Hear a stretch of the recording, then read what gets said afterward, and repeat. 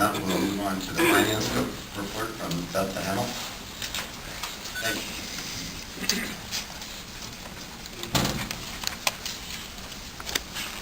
Good morning, Mr. President, members of the board. I'm going to report today on highlights of the financial statements and investment reports that you've received. This was the first time that we sent the notes, and I hope that was helpful. We are working with the Finance Committee to further improve both the format and the substance of what we're providing the board to help with your oversight role of overseeing our finances. So I'll go through some highlights and then answer questions and keep it short. The first report in the package is the monthly operating statement. That's page 1 in the blue cover. And this is a report that we use to show where we stand versus our budget, expenditures and revenues per month and year to date. And this is the report we use to evaluate and keep track of agency revenues and expenditures. Are we on track? Do we have a problem? Are we in good shape or bad shape? My focus is always year to date because monthly numbers move around. We do call some managers if things look out of line in a department, but in general we focus, and my discussion with you will be on the year to date. So when we look at operating revenue this year, it's slightly better than our budget, both passenger revenue and payroll tax revenues. But as we have discussed with respect to payroll tax revenues, which is over 50% of our operating monies, the monies that we report are estimated accruals because that's how the accountants require us to report it. And so what we also look at is what we are actually receiving from employers. It goes through the state, what money's worth is coming in. And what we've seen in the first quarter is revenues that are higher, about 3% higher than a year ago, which is a bad year, but revenues are going up, and they are consistent with our budget estimates for the first quarter. We note, however, and I'll talk a little bit about the economy, that our budget assumes that this growth continues over the course of the year. So we are watching that carefully. It's been a discussion with the Finance Committee and is a risk to our forecast. So when turning now to the expenditures in the same report, you'll see that operating expenditures are also under budget, and there's more detail about those by department in the next report, which is the department cost summary. But sticking with that report, to get to the bottom line, we also look at retiree benefits, and we've separated that out this year in the budget to show the cost of amortizing the unfunded pension liability that it's always been disclosed, but we're separating it out now, and also the premium payments that we make for retired workers, not active workers, but retired workers. So you add that to expenditures to get to our bottom line, which is the net results for operations. And what this shows as of the first quarter is that operating expenses are higher than operating revenues by $1.2 million. Now you'll recall that when we approved the budget this year, we unfortunately had summer and fall service reductions. And the way the budget works is that those savings from those reductions are not fully realized until the end of the year. And that's because we decided not to do layoffs, but to reduce the workforce through normal attrition. So people retiring, moving, and those will be fully realized by the end of the year. So we feel we are still on track to be on budget, subject to payroll tax receipts. I'm going to talk just a minute about the recent economic data because that is really the risk to our forecast and concern that our budget revenues might be too high.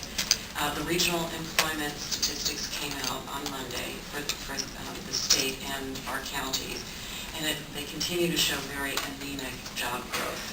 For our 3 counties, there were only 400 more jobs than last month, and that means that it's 8,000 fewer jobs than a year ago, and more than 70,000 less jobs than the peak in 2008.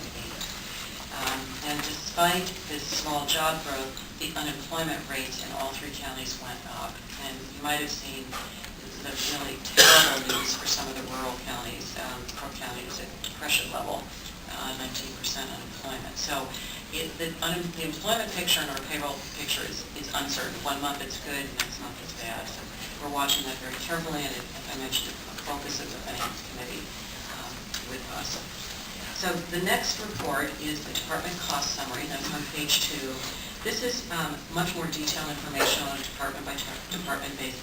It's a tool for our managers internally, for us to monitor spending to make sure we're on budget.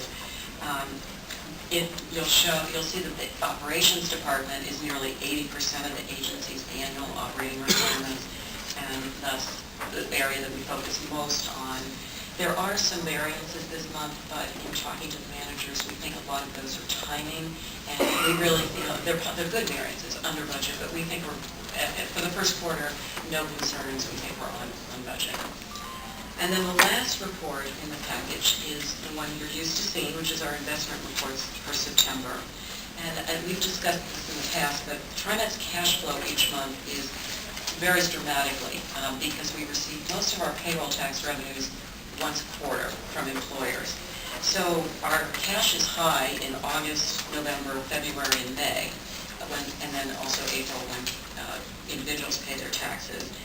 And it's typically relatively low in September for 2 reasons. One is it's not a month we receive the payroll taxes, and secondly, in early September, we make our one-time a year deposit to the pension fund. So what you see on this report is unrestricted cash of $52 million, which is relatively low compared to $105 million last month, but that's because we had to have a high balance at the end of August in order to make our pension payments. So it is consistent with what we expect. I just wanted to make sure you understood why it varies. I'll also call attention to 2 items on the investment report. One is there's $80 million in the 2006 FTA grant bond account. You'll see that there for a while because those bonds were issued for the Green Line, pledged federal grants to pay them back, and the bonds can't be paid back until they're due in May of 2011 and 12. And the good news is we got the money early from the FTA. The bad news is we can't pay the bonds off yet. So those proceeds are restricted with the trustee. So you will continue to see that on the report. And lastly, I'll call your attention to the bottom of the page, which says restricted for the Milwaukee project. That is our current source of funding for the Milwaukee project. Those are funds that came from the state of Oregon, lottery proceeds, and are dedicated and can only be used for the project. Any other questions? Questions of Beth? Nothing? I just wanted to make a comment. I think this format is very helpful. Thank you. And, hopefully we'll get a chance to comment on it in our finance committee as well. But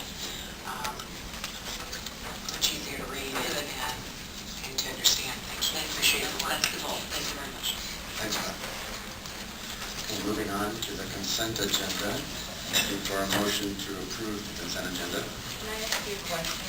Sure. The task force, we never ask anybody to come up for us to talk about that. And normally don't you ask somebody during the course of your procedure when you talk, if they can come up and talk about that? Darla, we have a relatively short number of items in our regular agenda, and then we're going to open the public forum and let everybody have it. But normally it's usually Well, when you talk about it, well, so we'll be able to talk. You'll certainly, yes. Okay. At the public forum. All right. I'm looking for a motion to approve the consent agenda. So moved. Second. It's been moved and seconded. All those in favor? Aye. Opposed? Motion carries.